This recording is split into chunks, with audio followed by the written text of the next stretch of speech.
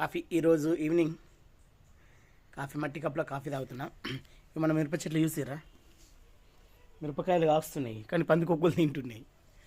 మిరప చెట్లలో కూర్చుండి మట్టి కప్పులో కాఫీ వేసుకొని తాగుతున్నాయి ఈరోజు ఈవినింగ్.